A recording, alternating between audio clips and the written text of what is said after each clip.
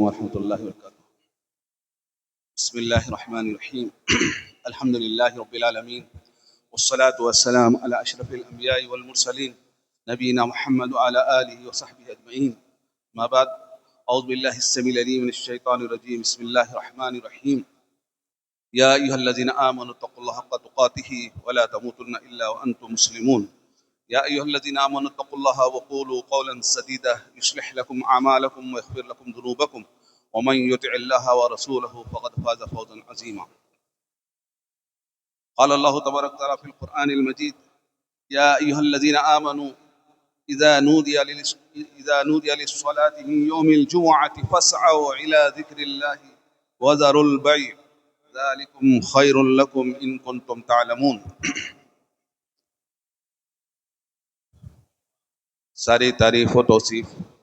و حمد و ثنا صرف اور صرف اللہ تعالیٰ ہی کے لیے سزاوار ہے، جو بلا شرکت غیر ہمارا مالک ہے، ہمارا خالق ہے، ہمارا رازق ہے، اور وہی ہمارا مشکل کشا ہے، اور اسی کے قبض قدرت میں ساری چیزیں ہیں۔ اور لاکھوں کروڑوں درود و سلام ہوں کہ آپ صلی اللہ علیہ وسلم نے ہمیں قرآن و سنت کی ایک ایسی روشن شاہراہ پر، ایک ایسے روشن راستے پر چھوڑ کر گئے ہیں جس کی راتیں بھی دن کی طرح اجالی اور روشن ہیں، اور اس قرآن و سنت کی راہ سے وہی لوگ انحراف کرتے ہیں، وہی لوگ منہ موڑتے ہیں جن کے حق میں تباہی و بربادی مقرر ہوتی ہے۔ محترم حضرات، آج جس موضوع پر خطیب صاحب نے خطبہ ارشاد فرمایا ہے وہ ہے جمعہ کی اہمیت، فضیلت اور اس کے کچھ آداب۔ محترم حضرات، یہ جمعہ کا دن جو آج ہم اس مسجد میں جمع ہوئے ہیں، یہ جمعہ کا دن بہت ہی اہمیت والا ہے۔ اللہ اور اس کے رسول کے نزدیک اس کی بہت اہمیت ہے اور اس کی فضیلت ہے، اور اس کو اللہ کے رسول صلی اللہ علیہ وسلم نے جمعہ کے اس دن کو، جمعہ کے دن کو سید الایام کہا ہے، تمام دنوں کا سردار کہا ہے۔ جمعہ کا دن کیا ہے؟ ہفتے کے دن کے تمام دنوں کا یہ سردار ہے، اور یہ عظمت جو آج سید الایام کی جو دنیا میں اللہ تعالیٰ نے رکھا ہے، یہ صرف دنیا تک محدود نہیں ہے، بلکہ قیامت کے دن بھی، جنت میں بھی یہی دن کیا ہے اللہ تعالیٰ کے نزدیک وہ سید الایام ہوگا، اور اس کی بہت بڑی فضیلت ہوگی۔ اور اسی بنا پر رسول اللہ صلی اللہ علیہ وسلم نے اس دن کو جنت کے یوم المزید، یعنی جمعہ کے دن جنتیوں کو مزید انعام و اکرام سے نوازا جائے گا، اور جیسا کہ احادیث میں آتا ہے کہ جمعہ کے دن ایک بازار لگے گا جنتیوں کے لیے، جس میں وہ لوگ خرید و فروخت کرتے ہیں۔ تو بہرحال یہ جمعہ کا دن بہت بڑی فضیلت کا ہے، چنانچہ اللہ تبارک و تعالیٰ ارشاد فرماتے ہیں: یا ایھا الذین آمنوا، اے وہ لوگوں جو ایمان لائے ہو، اذا نودی للصلاۃ، جب نماز کے لیے ندا دی جائے، فاسعوا الی ذکر اللہ، تو اللہ کے ذکر کی طرف دوڑو، لپکو، وذروا البیع، اور تمام خرید و فروخت کو اور اپنے تمام کاروباری مشاغل کو، تمام چیزوں کو ترک کر کے جمعہ کے لیے دوڑو اور جمعہ کے لیے حاضر ہو۔ ذالکم خیر لکم ان کنتم تعلمون، یہ تمہارے لیے بہتر ہے اگر تم جانو۔ تو یہ اگر ہم اس کو سمجھیں اور اس کی فضیلت کو اور اہمیت کو جانیں تو ہمارے لیے یہ بہت ہی کیا ہے اجر و ثواب کا باعث ہوگا۔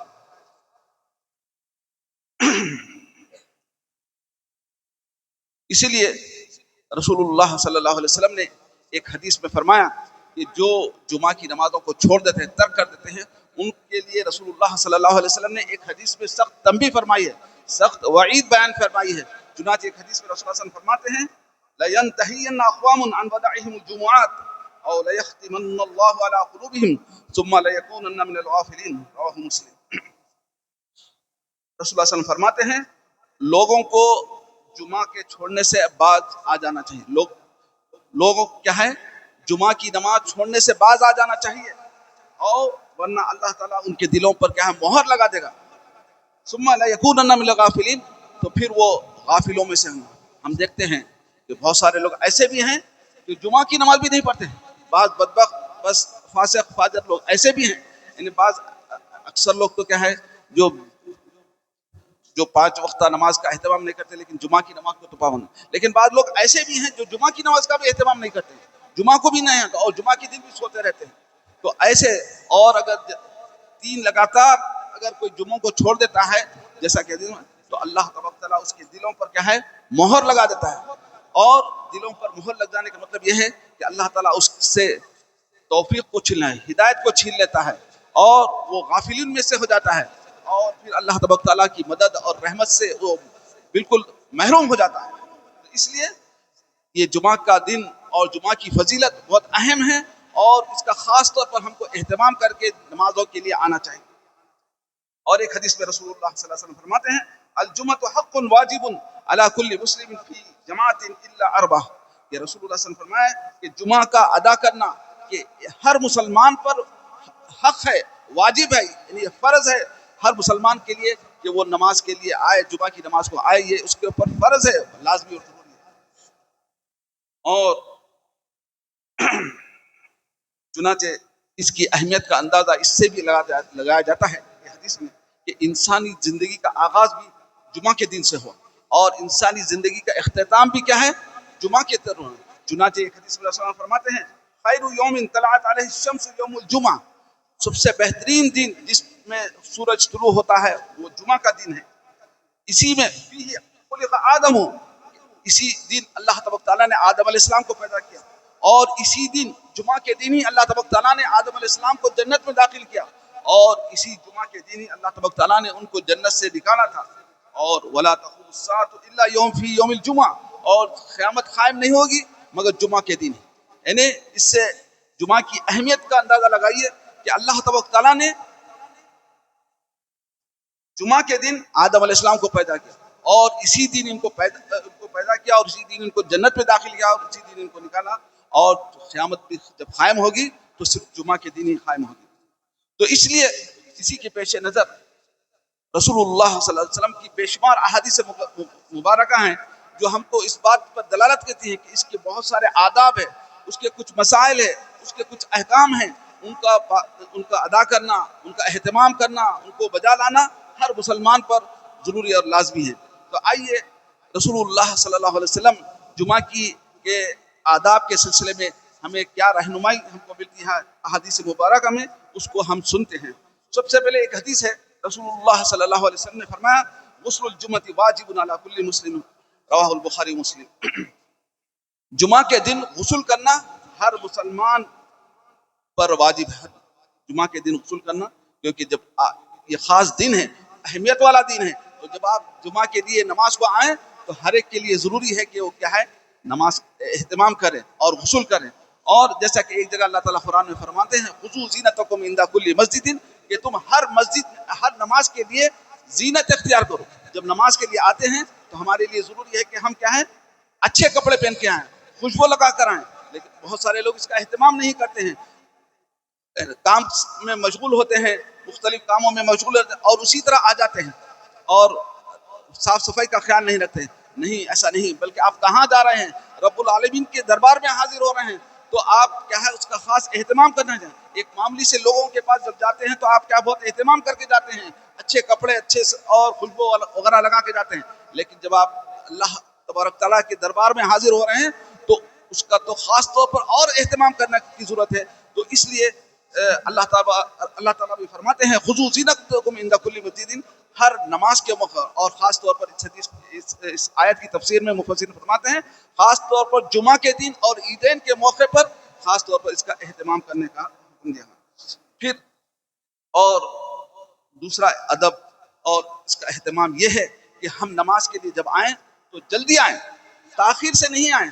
بالکل آخری وقت میں، جیسا کہ لوگوں نے بہت سارے لوگ اپنا معمول بنا لیتے ہیں کہ بالکل آخری وقت میں آتے ہیں اور 2 رکعت نماز پڑھتے ہیں چلے آتے ہیں. یہ ایک سچے مسلمان کی صفت نہیں ہوتی. چنانچہ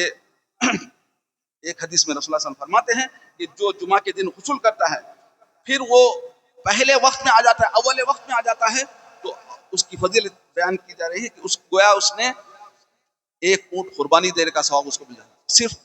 اول وقت میں آ جاتا ہے، جلدی آ جاتا ہے، تو اس کو اللہ تبارک تعالیٰ ایک اونٹ قربانی کرنے کا ثواب عطا فرمائے. اور پھر اس کے بعد اگر کوئی دوسرے وقت میں آتا ہے، اس کے بعد کے وقت میں آتا ہے تو گائے قربانی کرنے کا ثواب، پھر اس کے بعد اور تھوڑا اور تاخیر سے آتا ہے تو اس کو بکری ذبح کرنے کا ثواب ملتا ہے، پھر اس کے بعد اور آخر میں آتا ہے تو مرغی ذبح کرنے کا ثواب اللہ تعالیٰ عطا فرماتے ہیں۔ اور پانچواں مرحلہ، پانچواں وقت وہ ہوتا ہے اگر آخری وقت میں آتا ہے تو اس کو انڈا ذبح کرنے کا ثواب۔ پھر اس کے بعد جب امام خطبے کے لیے نکل جاتا ہے، یعنی خطبے کے لیے امام صاحب آ کے بیٹھ جاتے ہیں، تو تمام فرشتے بھی اپنے صحیفے، اپنے رجسٹر وغیرہ بند کر کے خطبہ سننے کے لیے بیٹھ جاتے ہیں۔ اور اس کے بعد جو لوگ بھی آتے ہیں، یعنی خطبہ شروع ہونے کے بعد جو لوگ آتے ہیں ان کا نام رجسٹر میں درج نہیں ہوتا، لکھا نہیں جاتا ہے ان کے لیے، یعنی اللہ تعالیٰ کے پاس جب وہ رجسٹر پہنچتا ہوگا تو ہمارا ان لوگوں کا نام نہیں ہوتا ہے جو خطبہ شروع ہونے کے بعد آتے ہیں، ان کو پوچھ تو نہیں ہوگی کیونکہ جمعہ کے دن آگے نماز کے لیے تو آگے تھے، لیکن جو اجر و ثواب جو ان کو ملنا تھا وہ اس سے بالکل کیا ہے محروم ہو جاتے ہیں۔ تو تمام دروازوں پر، ہر مسجد کے تمام دروازوں پر اللہ تعالیٰ کے فرشتے موجود ہوتے ہیں، جو جتنا جلدی آتا ہے اس کا نام اس کا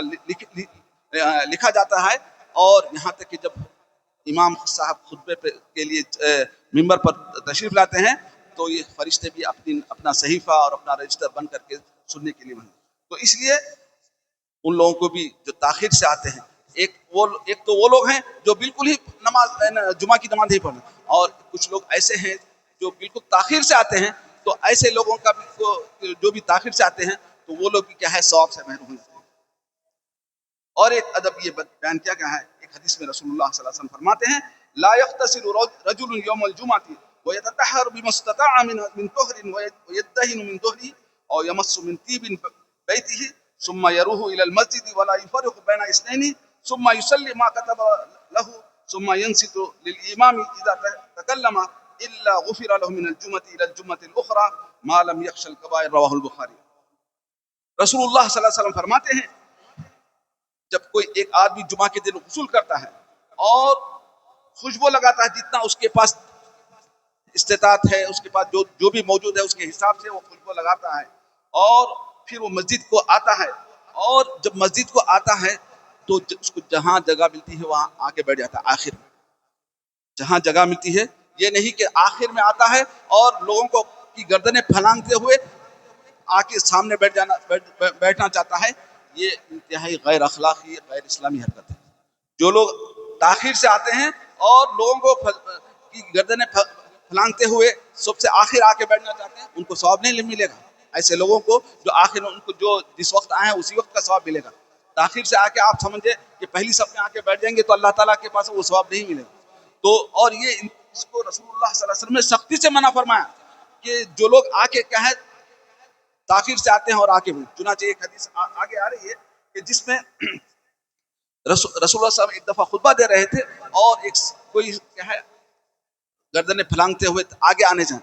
تو رسول اللہ صلی اللہ علیہ وسلم فرمایا اجلس فقط آزیتا، کہ تم وہیں بیٹھ جاؤ کہ تم نے لوگوں کو تکلیف دی ہے۔ اس طرح سے رسول اللہ صلی اللہ علیہ وسلم نے ان کو ڈانٹ کے کیا ہے وہیں پر بٹھا دیا۔ تو اس لیے اس کا اہتمام اپنے جمعہ کے اجر و ثواب کو ضائع ہونے سے بچانے کے لیے ضروری ہے کہ آپ آخر میں جہاں آخر میں جگہ مل جائے وہیں پر بیٹھ جائے خاموشی سے۔ اس لوگوں کو تکلیف دے، لوگوں کو دو آدمیوں کو آپس میں ہٹا کے بیٹھ جانا، یہ بالکل کیا ہے غلط طریقہ ہے اور غیر اسلامی اور غیر اخلاقی حرکت ہے۔ تو رسول اللہ صلی اللہ علیہ وسلم فرماتے ہیں کہ جو اس طرح سے کرتا ہے اور آنے کے بعد اللہ تعالیٰ نے اس کے مقدر میں جتنے بھی رکعتیں لکھی ہیں نمازیں پڑھنے کا، وہ جب نمازیں ادا کرتا ہے تو اللہ تبارک تعالیٰ اس کے بخش دیتے ہیں الی الجمعۃ الاخری، دوسرے جمعے تک کے تمام صغیرہ گناہوں کو اللہ تعالیٰ معاف فرما دیتے ہیں، جب تک کہ وہ کبھی یعنی کبائر کا ارتکاب نہیں کرتا ہے تو اللہ تبارک تعالیٰ اس کے تمام گناہوں کو صغیرہ گناہوں۔ اور ایک ادب جمعہ کا خطبہ ہو رہا ہے تو اس کا ادب میں سے ایک ادب یہ بھی ہے،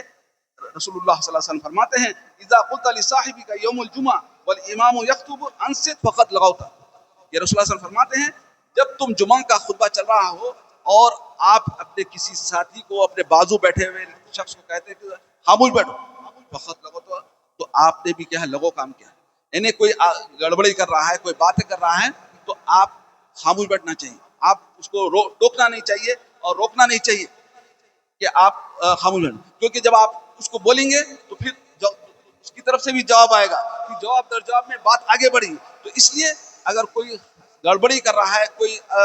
باتیں کر رہا ہے، تو آپ خاموش بیٹھے رہنا، کیونکہ اگر ہم بھی اس کو بولیں گے تو ہمارا بھی اجر ضائع ہو جائے گا. اس لیے خاموش بیٹھنے کا حکم دیا گیا. اور ایک حدیث میں رسول اللہ فرماتے ہیں من مس الحصى فقد لغا ومن لغا فلا جمعہ له، رواه ابو داؤد. ایک حدیث میں رسول اللہ فرمایا جمعہ کا خطبہ ہو رہا ہے اور لوگ کیا ہے، بہت سارے لوگ کیا ہے، آپ کے ہاتھ میں تسبیح ہوتی ہے، کبھی باٹل سے کھیل رہے ہوتے ہیں. ہاں، یہ اس طرح سے کرنا کیا ہے، یہ لغو کام ہے. جو یہ لغو کام کرتا ہے اس کا جمعہ کیا ہے، ضائع ہو جاتا ہے. یہ لغویات میں سے. اور کوئی نہیں، بعض وقت کیا ہے چیٹنگ کر رہے ہوتے ہیں، یعنی فون پہ بات کریں گے تو آواز آئے گی کریں، لیکن بہت سارے لوگ ایسے بھی ہوتے ہیں جو کیا ہے بیٹھے بیٹھے چیٹنگ کریں. اور چاہے آپ کو خطبہ کیا جمعہ آپ کو خطبہ آپ کو سمجھ میں آ رہا ہو نہیں آ رہا ہو، لیکن آپ بالکل خاموشی کے ساتھ ایسے خاموش بیٹھے کہ آپ کوئی حرکت بھی نہ کریں کسی قسم کی، حتیٰ کہ آپ یعنی اپنے باٹل سے ہو یا کسی اور چیز سے آپ کھیلنا نہیں، بالکل اسی طرح سے خاموش بیٹھے اور مکمل پورے اہتمام کے ساتھ، پورے غور و فکر کے ساتھ کیا ہے آپ خطبہ کو سننا لازمی ہر ایک ضروری ہے. اور پھر جمعہ کے آداب میں سے ایک ادب یہ بھی ہے، اذا جاء رسول اللہ صلی اللہ علیہ وسلم فرماتے ہیں اذا جاء احدکم یوم الجمعہ والامام یخطب فلیرکع رکعتین ولیتجوز فیہما. آپ تاخیر سے آئیں، پہلے آ گئے تو نماز سے پہلے آپ جتنی رکعتیں پڑھنا چاہے پڑھ سکتے ہیں، کوئی تحدید نہیں ہے. اللہ تعالیٰ نے آپ کے حق میں آپ استطاعت جتنی ہیں آپ اس کو، لیکن آپ آخر وقت میں آئیں اور خطبہ شروع ہو چکا ہے تو اس وقت کیا کرنا ہے؟ آ کے بہت سارے لوگ کیا کرتے ہیں بیٹھ جاتے ہیں. یہ غلط ہے، کیونکہ رسول اللہ صلی اللہ علیہ وسلم نے فرمایا کہ جب تم میں سے کوئی جمعہ کے دن آئے والامام یخطب، اور امام خطبہ دے رہا ہو، تو فلیرکع رکعتین، اور تو اس کو چاہیے کہ دو ہلکی رکعتیں، مختصر سی چھوٹی سی رکعت. چنانچہ ایک دفعہ رسول اللہ صلی اللہ علیہ وسلم نے ایک صحابی کو آپ خطبہ دے رہے تھے اور آئے وہ بیٹھ گئے، تو رسول اللہ صلی اللہ علیہ وسلم نے ان سے پوچھا کیا تم نے 2 رکعتیں پڑھی ہیں؟ تو نہیں. تو رسول اللہ نے فرمایا کہ اٹھو اور کھڑو 2 رکعتیں نماز پڑھو. تو اس سے معلوم ہوتا ہے کہ جب ہم مسجد میں داخل ہوں تو اور امام خطبہ دے رہا ہو تو ہم 2 مختصر سی رکعتیں پڑھ کے بیٹھنا ضروری ہے، کیونکہ یہ مسجد کا حق ہے. اور ہر وقت میں، اور یہ حق کیا ہے ہمیشہ ہے. اذا دخل احدکم المسجد فلا یجلس حتى يركع رکعتین. یہ رسول اللہ صلی اللہ علیہ وسلم ایک عام حکم بھی دے، جب بھی چاہے جمعہ، یہ تو جمعہ کا دن کے بارے میں بھی خاص حکم، الگ سے خاص حکم رسول اللہ صلی اللہ علیہ وسلم فرما رہے ہیں اس حدیث میں، حتیٰ کہ آپ عام اوقات میں بھی جب بھی آپ داخل ہو جائیں تو مسجد کا حق اور مسجد کا احترام یہ ہے کہ جب آپ مسجد میں داخل ہوں تو 2 رکعت نماز ادا کر کے بیٹھیں. ورنہ بہت سارے لوگ ایسے ہیں اس کا اہتمام نہیں کرتے ہیں اور آتے ہیں اور بیٹھ جاتے ہیں. یہ غیر اسلامی یہ طریقہ ہے. اور جمعہ کے آداب میں سے ایک ادب یہ بھی ہے کہ رسول اللہ صلی اللہ علیہ وسلم نے ہمیں اس بات کا حکم دیا ہے کہ ہم جمعہ کے دن سورہ کہف کی تلاوت کریں، سورہ کہف کی تلاوت کریں. چنانچہ اس کی بہت بڑی فضیلت آئی ہے. ایک حدیث میں رسول اللہ صلی اللہ علیہ وسلم فرماتے ہیں کہ جو سورہ کہف پڑھتا ہے جمعہ کے دن تو اللہ تبارک تعالیٰ اس کے لیے ایک روشنی عطا فرما دیتے ہیں، ما بین الجمعہ، آنے والے جمعے تک کے لیے، یہ جمعہ سے لے کر دوسرے جمعہ تک کے لیے اللہ تبارک تعالیٰ اس کے لیے ایک روشنی ہے. کس چیز کی روشنی؟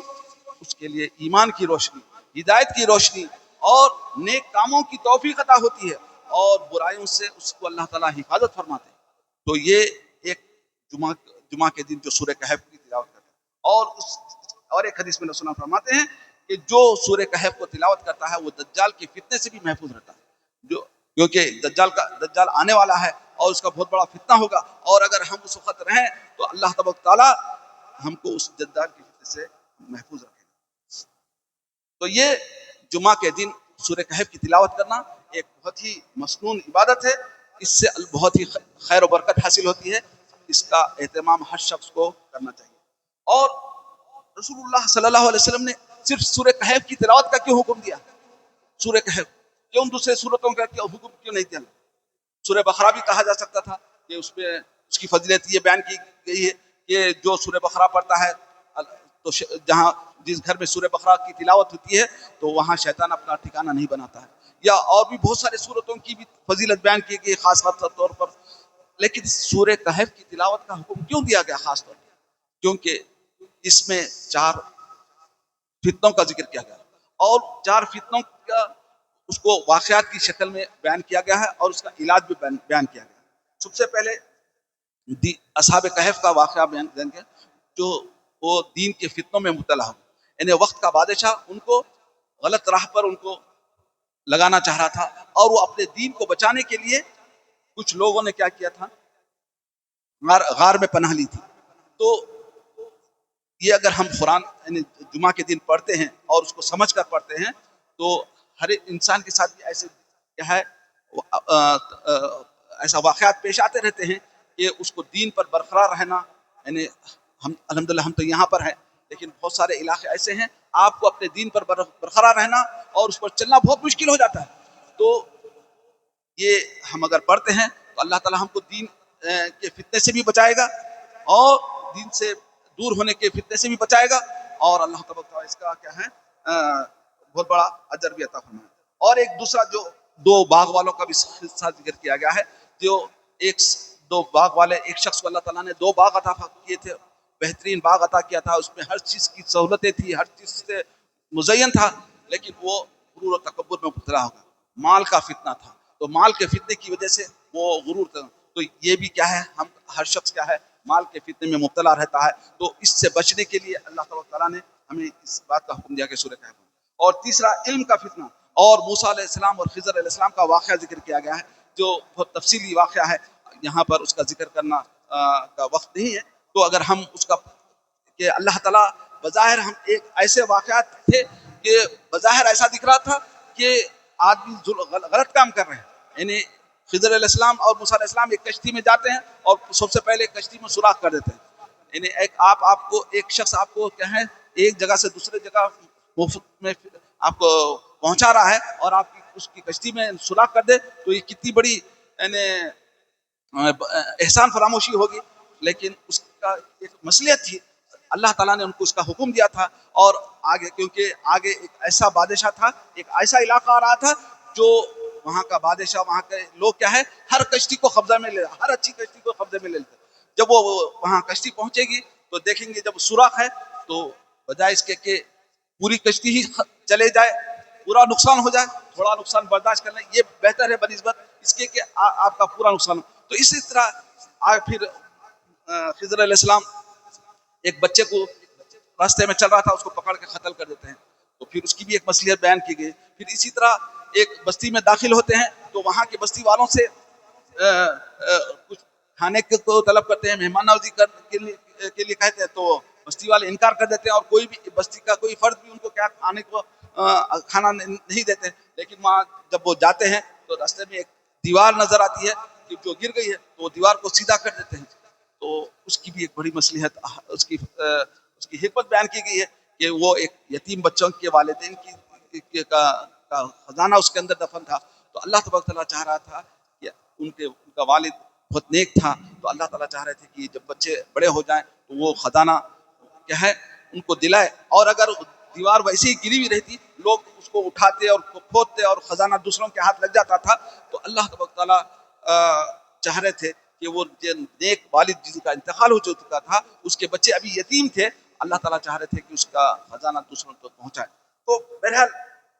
پھر اسی طرح اقتدار کا فتنہ، ذوالقرنین کا واقعہ، تو یہ 4 اہم واقعے سورہ کہف میں ذکر کیے گئے ہیں، تو اگر ہم اس کو غور و فکر سے پڑھیں اور اس کا معنی مطالب سمجھیں تو ہم کو بھی کیا ہے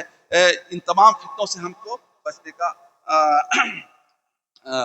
موقع ملے گا اور بچنے کی اللہ تعالیٰ توفیق دیں گے۔ اور جمعہ کے دن سب سے ایک اہم عبادت یہ بھی ہے کہ ہم کثرت سے رسول اللہ صلی اللہ علیہ وسلم پر درود شریف بھیجیں۔ رسول اللہ صلی اللہ علیہ وسلم کے ہم پر بہت سارے حقوق عائد ہوتے ہیں کہ ہم رسول اللہ صلی اللہ علیہ وسلم کا سے محبت کریں، رسول اللہ صلی اللہ علیہ وسلم کی اتباع کریں، رسول اللہ صلی اللہ علیہ وسلم کا دفاع کریں، اور بے شمار حقوق ہم پر عائد ہوتے ہیں کہ رسول اللہ صلی اللہ علیہ وسلم کے ذریعے اللہ تعالیٰ نے ہم کو یہ دین پہنچایا اور ہم آرام سے بیٹھے دین پر عمل کر رہے ہیں، ہاں، اور بغیر کسی محنت مشقت کے اللہ تعالیٰ نے ہم کو یہ دین کو عطا فرمایا۔ تو یہ لیکن رسول اللہ صلی اللہ علیہ وسلم نے اس دین کو ہم تک پہنچانے کے لیے کتنی جنگیں لڑی ہیں، کتنی تکلیفیں اٹھائی ہیں، کتنے مرتبہ زخمی ہوئے، تو ہم پر کچھ حقوق عائد ہوتے ہیں، ان حقوق کا ادا کرنا ہمارے لیے لازمی اور ضروری ہے۔ ان حقوق میں سے ایک حق یہ بھی ہے کہ ہم کثرت سے کیا ہے رسول اللہ صلی اللہ علیہ وسلم پر درود شریف بھیجیں۔ درود شریف عام دنوں میں بھی چلتے پھرتے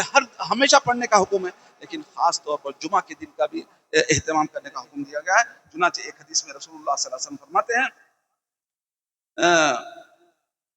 ان من افضل ایامکم یوم الجمعہ فاکثروا علی من الصلاۃ فیہ فان صلاتکم معروضۃ علی، یقیناً تمہارے افضل ایام میں سے جمعہ کا دن ہے، تو اس دن مجھ پر کیا ہے کثرت سے درود بھیجا کرو، کیونکہ تمہارا درود کیا ہے مجھ پر پیش کیا جاتا ہے۔ اور ایک حدیث میں رسول اللہ صلی اللہ علیہ وسلم فرماتے ہیں قیامت کے دن سب سے زیادہ قریب میرے نزدیک وہ لوگ ہوں گے جو مجھ پر کثرت سے درود بھیجتے ہوتے ہیں۔ اور اللہ تعالیٰ بھی قرآن میں فرماتے ہیں ان اللہ ملائکتہ یصلون علی النبی یا ایھا الذین آمنوا صلوا علیہ وسلموا تسلیما، بے شک اللہ تعالیٰ اور اس کے فرشتے رسول اللہ صلی اللہ علیہ وسلم پر رحمت نازل کرتے ہیں، اے ایمان والو تم بھی رسول اللہ صلی اللہ علیہ وسلم پر درود اور سلام بھیجا کرو۔ تو یہ درود رسول اللہ صلی اللہ علیہ وسلم پر درود بھیجنا اس کی بہت بڑی فضیلت ہے۔ چنانچہ ایک حدیث میں رسول اللہ صلی اللہ علیہ وسلم فرماتے ہیں من صلی علیہ صلاۃ، جو مجھ پر ایک دفعہ درود بھیجتا ہے اللہ تعالیٰ اس کے اوپر 10 دفعہ رحمت 10 رحمتیں اتپن۔ اللہ تعالیٰ کی ایک رحمت اب بھی اگر ہم پر نازل ہو جائے تو ہم اس کی رحمت سے کیا نہال ہو جائیں گے، ہمارے لیے ایک رحمت بھی کافی ہو جائے گی۔ لیکن اگر ہم اللہ تعالیٰ کی بے شمار نعمتیں ایک دفعہ درود بھیجنے سے 10 رحمتیں ہم پر اللہ تعالیٰ کی نازل ہوتی ہیں، تو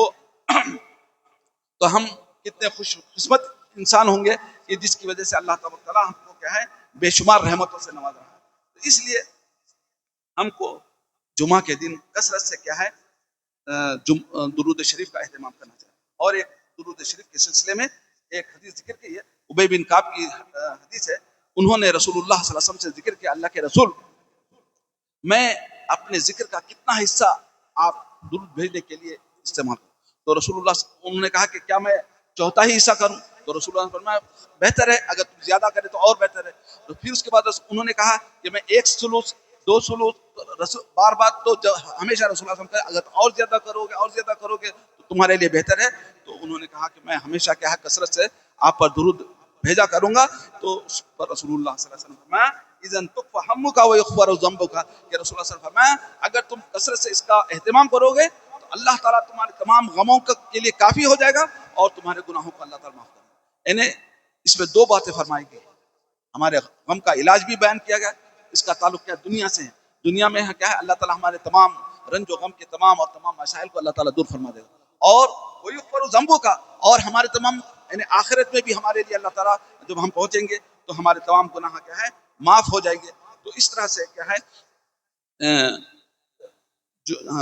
اللہ تبارک تعالیٰ درود شریف کی کثرت سے پڑھنے کی وجہ سے ہمارے دنیا بھی اور آخرت بھی اللہ تعالیٰ سنوار دیتا ہے۔ آخری جمعہ کے آداب میں سے ایک ادب یہ بھی ہے کہ ہم جمعہ کے دن کثرت سے دعا کریں اپنے لیے، اپنے رشتہ داروں کے لیے۔ اور چنانچہ ایک حدیث میں رسول اللہ فرماتے ہیں کہ جمعہ کے دن ایک ایسی گھڑی ہے، اور اگر وہ گھڑی کسی انسان کو مل جاتی ہے تو اللہ تعالیٰ اس کو جو بھی آدمی اس دن اس کو مانگتا ہے اللہ تعالیٰ ضرور اس کو عطا فرماتے ہیں۔ یعنی اللہ تعالیٰ نے جمعہ کے دن ایک ایسی گھڑی رکھی ہے کہ اور جو قبولیت کی گھڑی رکھی ہے اللہ تعالیٰ نے، اگر کوئی آدمی اس وقت اللہ تعالیٰ سے جو بھی مانگ لے اللہ تعالیٰ ضرور عطا کر کے رہتے ہیں۔ اور چنانچہ بعض اس سلسلے میں 2 اقوال آتے ہیں، ایک تو قول یہ ہے کہ جب امام خطبے کے لیے بیٹھ جاتا ہے اور نماز کے ختم خطبے پہ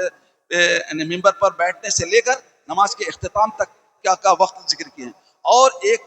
دوسرا قول یہ ہے کہ عصر کے بعد سے مغرب کے بعد کا وقت ہے، مغرب تک کا وقت ہوتا ہے، لیکن زیادہ راجح قول یہی ہے کہ یہ وقت کیا ہے عصر کے بعد سے لے کر مغرب تک کا ہوتا ہے۔ تو اس وقت کو کیا ہے ہم غنیمت جانیں اور کثرت سے ہم اپنے لیے اور اپنے تمام رشتہ داروں کے لیے دعا کریں، تو اللہ تعالیٰ اس دعا کو کیا ہے ہمارے جو بھی دعا کی جاتی ہے اس وقت میں اللہ تعالیٰ قبول فرماتے ہیں۔ اور ایک غلط فہمی کا ازالہ بھی کرنا مناسب سمجھتا ہوں کہ لوگ جمعہ کو اور ظہر کو آپس میں ملا دیتے ہیں، سمجھتے ہیں کہ جمعہ کی جو فرض 4 رکعت ظہر کی جو 4 فرض نمازیں ہیں 4 رکعتیں ہیں اس کو اللہ تبارک تعالیٰ نے کم کر کے 2 رکعت کم کر کے اللہ تبارک تعالیٰ نے خطبے کو رکھا۔ ایسی بات نہیں، جمعہ الگ ہے، ظہر کی نماز الگ ہے، جمعہ اور ظہر کو آپ ملائیے مت، جمعہ اور فرض کیا، جمعہ اور ظہر الگ الگ چیز ہے۔ ہاں جس کو جمعہ نہیں ملتا ہے اس کو ظہر پڑھنے کا حکم ہے، جمعہ لیکن جب جمعہ کے لیے آتے ہیں تو یہ جمعہ الگ چیز ہے. لوگ کیا ہے جس طرح سے جو سنتیں کیا ہے ظہر کی ہوتی ہیں اسی طرح اسی کا وہ ذہن میں رکھ کر اسی پڑھتے رہتے ہیں، ایسی بات نہیں. تو جب آپ جمعہ کے لیے آئیں تو آپ جمعہ کی خطبہ شروع ہونے سے پہلے اس کی جتنی بھی رکعتیں پڑھنا چاہیں پڑھ سکتے ہیں، یعنی اس کی کوئی تحدید نہیں. تو چنانچہ آپ آخر وقت تک بھی پڑھنا چاہیں جتنی رکعتیں پڑھنا، دو رکعت کے ذریعے آپ 2 4 6 8 10 جتنی رکعتیں پڑھنا چاہتے ہیں پڑھیے، اور اس کا اللہ تعالیٰ اس کا اجر عطا فرمائے. کوئی تحدید نہیں ہے. 2 رکعت پڑھ کے بیٹھنا چاہیں 2 رکعت، 4 پڑھ کے بیٹھنا چاہتے ہیں 4 رکعت پڑھیں، کوئی تحدید نہیں ہے. اور جمعہ کی نماز کے بعد کا رسول اللہ صلی اللہ علیہ وسلم کا یہ معمول تھا کہ جب آپ مسجد میں ہوتے، مسجد میں اگر نماز پڑھتے تو 4 رکعت کی نماز پڑھتے تھے. 2 رکعت کر کے رسول اللہ علیہ وسلم 4 رکعت. اور آپ بعض اوقات نماز پڑھ کے فوری گھر کو چلے آتے تھے تو گھر جا کر آپ رسول اللہ صلی اللہ علیہ وسلم صرف 2 رکعت نماز پڑھتے تھے. تو یہ بات ہم کو ذہن میں رکھنا چاہیے کہ نماز سے پہلے تو آپ جتنا چاہے پڑھ سکتے ہیں، اور نماز کے بعد اگر آپ مسجد میں پڑھ رہے ہیں تو 2 رکعت کر کے آپ 4 رکعت پڑھیے. اور اگر ویسے ہی جا رہے ہیں اور گھر میں جا کے پڑھنے کا ارادہ ہے تو آپ وہاں گھر میں جا کے صرف 2 رکعت. اور اور ایک بات بھی ذکر کرتے چلوں کہ بہت سارے لوگ آخر میں آتے ہیں، آخر میں آتے ہیں. اگر ایک رکعت مل جاتی ہے، جمعہ کی ایک رکعت مل جاتی ہے تو ان کو جمعہ کی نماز مل گئی ایک رکعت. لیکن اگر ایک رکعت بھی نہیں ملی، ہم آخر میں آپ سجدے میں آ کے شامل ہوئے تو ان کو کیا ہے، ان کو جمعہ نہیں ملا ہے. ان کو جمعہ نہیں ملا ہے. وہ لوگ 4 رکعت ظہر کی پڑھنا چاہیے. 4 رکعت یعنی سلام پھیرنے کے بعد وہ لوگ کیا کرنا ہے، 4 رکعت ظہر کی ادا کرنا. ان کو اگر ایک رکعت ملی ہے تو ٹھیک ہے کہ وہ جمعہ کی نماز کیا ہے، ان کو جمعہ مل گیا ہے. لیکن ایک رکعت بھی نہیں ملی ہے، آخر میں ہے، سجدے میں ملے ہیں، تشہد میں ملے ہیں، تو ان کو کیا ہے، آپ 2 رکعت پڑھ کے آپ بیٹھ جا رہے ہیں جمعہ کا خیال کرتے ہوئے، ایسا نہیں، بلکہ ان کو 4 رکعت پورے ظہر کے، کیونکہ ان کو جمعہ نہیں ملا. تو غرض یہ جمعہ کے کچھ آداب اور سنتیں آج بیان کی گئی تھی. اللہ تعالیٰ سے دعا ہے کہ اللہ تعالیٰ ہمیں ان تمام آداب اور سنتوں کا اہتمام کرنے کا ہمیں کی توفیق عطا فرمائے، اور جب تک زندہ رکھیں ایمان پر، اسلام پر زندہ رکھیں، اور خاتمہ بالخیر فرمائے. آمین یا رب العالمین. سبحان اللہ.